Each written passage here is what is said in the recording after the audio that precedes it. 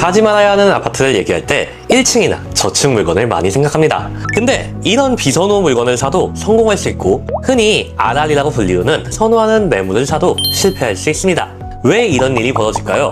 여기엔 가장 중요한 변수, 가격이 빠져있기 때문입니다. 1층도 저렴하게 사면 성공할 수 있고 한강 조망도 비싸게 사면 쪽박을 찰 수 있죠. 이번 영상에서는 가격이 너무 올라서 지금 사면 안 되는 아파트를 알려드리겠습니다. 영상 시작하기 전에 구독과 좋아요 눌러주세요. 그럼 첫 번째부터 바로 보겠습니다. 첫 번째는 90년대에 지어진 아파트입니다. 정확하게 말씀드리면 용적률이 높아서 재건축 사업성이 떨어지는 구축 아파트, 이런 아파트를 조심해야 합니다. 80년대까지는 용적률 200% 전후로 지었는데요.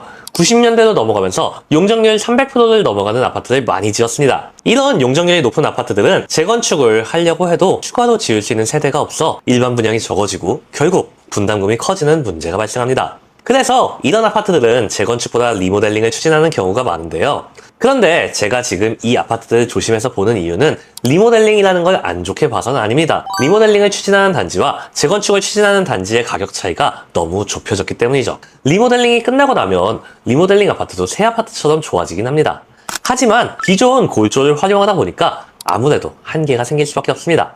그럼에도 최근 몇 년 동안 이런 아파트들의 가격이 많이 올랐죠. 문제는 시장이 흔들릴 텐데요. 신축도 아니고 재건축이라는 확실한 미래가치도 약한데 가격까지 재건축 아파트와 비슷하다? 그러면 시장이 조정받을 때 이 가격을 버티기가 쉽지 않습니다. 두 번째 사면 안 되는 아파트는 초소형 아파트입니다. 요즘 서울이나 수도권 신축을 보면 전용 3구제곱미터, 4구제곱미터 같은 작은 평형의 인기가 상당히 좋습니다. 그런데 저는 아파트를 볼 때 기준이 되는 평형을 전용 5구제곱미터로 봅니다. 흔히 말하는 25평이죠. 방 3개가 나오고 신축이면 화장실 2개가 나옵니다. 신혼부부도 살 수 있고 아이가 있는 집도 살 수 있습니다. 반대로 초소형은 어떨까요? 혼자 살거나 신혼일 때는 괜찮습니다. 그런데 아이가 생기고 방이 하나 더 필요해지는 순간 갈아타야 할 가능성이 높아집니다. 당연히 수요층이 5구제곱미터보다 적을 수밖에 없죠. 그렇다면 가격도 그만큼 저렴해야 합니다. 그런데 지금 일부 단지에서는 반대 현상이 나타나고 있죠. 더 작은 집을 사면서 평당 가격은 5구제곱미터보다 더 비싸게 주고 있는 겁니다.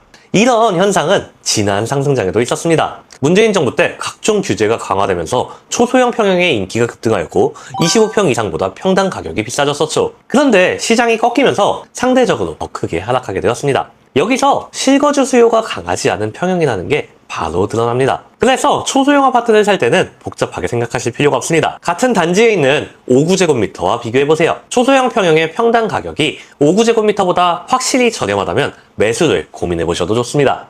세 번째는 한강조망 아파트입니다. 벌써부터 한강뷰가 왜 사면 안 되는 아파트냐? 라고 하시는 분들이 계시는 것 같은데요. 저도 기회만 된다면 한강뷰 아파트 갖고 싶습니다. 문제는 한강뷰 자체가 아니라 한강 조망에 붙는 프리미엄이 너무 많이 커졌다는 겁니다. 저도 2000년대에 자양동 쪽 한강뷰 아파트에 살아본 적이 있습니다. 물론 제 집은 아니고 부모님 집이긴 했는데요. 그 당시에도 한강뷰 프리미엄이라는 게 분명히 있었습니다. 뉴스나 신문에서도 언급될 정도였죠. 그러니까 한강뷰가 최근에 갑자기 가치가 생긴 건 아닙니다. 중요한 건 사람들이 한강뷰에 얼마를 더 지불하느냐가 시기마다 달라진다는 거죠. 그리고 지금은 제가 보기에 이 프리미엄이 상당히 커진 구간입니다. 이걸 볼 수 있는 사례가 개포와 관포입니다. 개포동에 신축이 들어오던 당시만 해도 개포와 관포를 자주 비교했습니다. 그런데 지금 두 지역의 가격 격차는 거의 2배에 가까워졌습니다. 이런 최상급지들을 제외하더라도 한강벨트를 중심으로 집값이 오른 현상 등을 전반적으로 봤을 때 과거보다 한강과 조망이라는 요소에 시장이 지불하는 돈이 훨씬 커진 걸 알 수 있죠. 정리하면요, 가격이 적당하다면 오늘 말씀드린 3가지 조건의 아파트 모두 투자해도 괜찮습니다. 결국 중요한 건 이 아파트의 현재 가격이 좋은 가격인가 라는 것이죠. 사람들이 너무 좋아해서 프리미엄이 과하게 붙은 상품을 따라가기보다는 저평가된 상품을 찾는 게 더 중요합니다. 앞으로 저와 함께 이런 저평가된 매물들을 찾아보실 분들은 구독과 좋아요 눌러주세요. 이상 임장제주도의 패더스였습니다. 감사합니다.